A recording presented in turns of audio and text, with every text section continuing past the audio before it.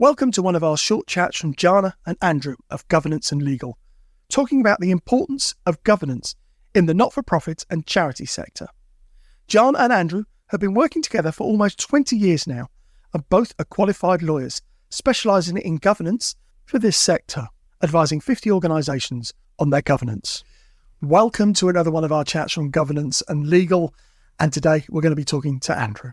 So this podcast underlines that planning ahead of governance is important to ensure that nothing is missed and to build the confidence of the board and other stakeholders, including, of course, regulators, that governance activities will address all the key areas in the business over the course of a year. So, Andrew, why is planning ahead in governance so important?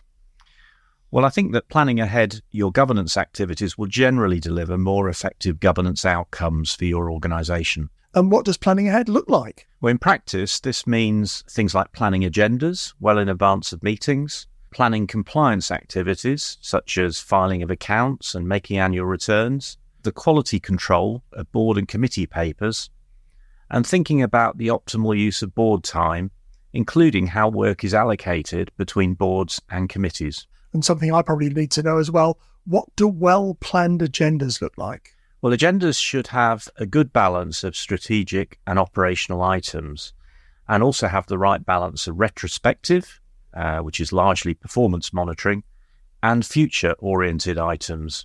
Best practice in this area is to have a 12-month forward plan for agendas for all boards and committees in your governance structure, but of course be prepared to revise them to reflect new challenges and opportunities which come along during the year. Yeah, or it may be also, Andrew, just to mention that the board may require further information that they would like to be brought to the next meeting, which will also change the shape of the agenda for the following meeting. So you may need to react to that. So looking at all that, what tools are there for planning corporate compliance? So for corporate compliance activities, we recommend the development of a compliance calendar, setting out the compliance deadlines for all legal entities in your corporate group, and who is responsible for carrying out the required filing or other activity.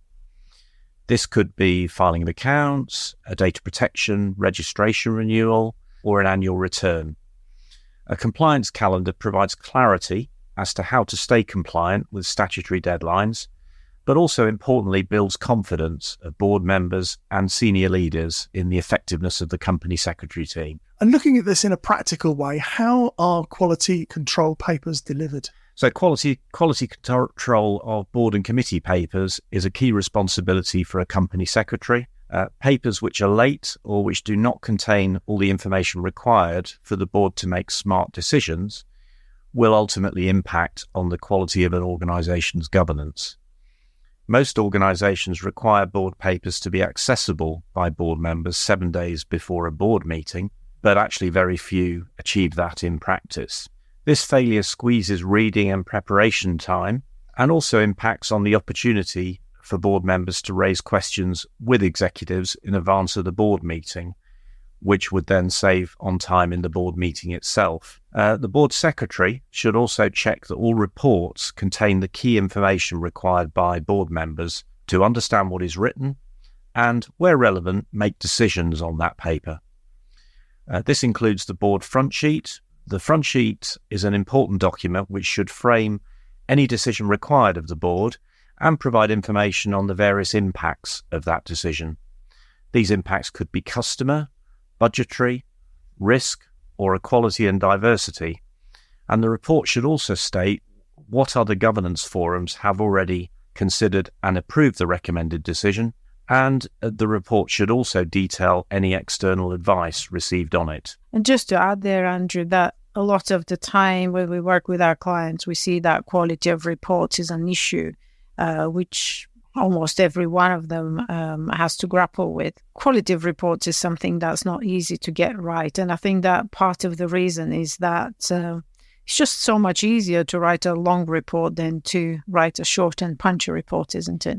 Now, we know everybody's time is important. How do you achieve the best use of board and committee time? Well, boards should regularly consider the effective use of board time and also the allocation of governance responsibilities. I think that a regular question for boards to ask themselves is, Are we using our board time in the optimal way?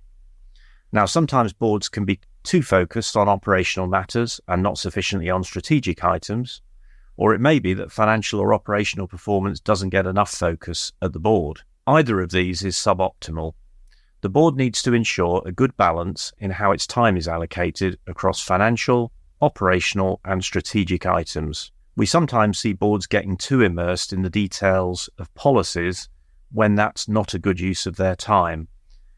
However effective you think your board is, it's advisable to regularly self-assess just how effectively you use your board time, perhaps as part of your annual board effectiveness review. And most governance codes require an externally led evaluation of governance effectiveness every 3 years, and we'll cover this topic in a separate episode.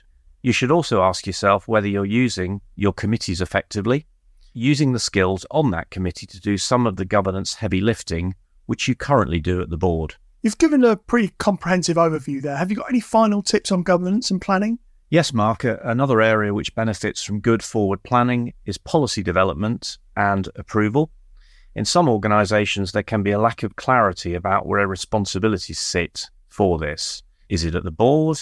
Is it at a relevant committee? Or is it with the executive board? Well, to clarify this, the board should sign off a policy framework document which lists all the policies within the organisation, allocates responsibility for their development and approval to the relevant governance forum, and also defines the normal period between policy approvals.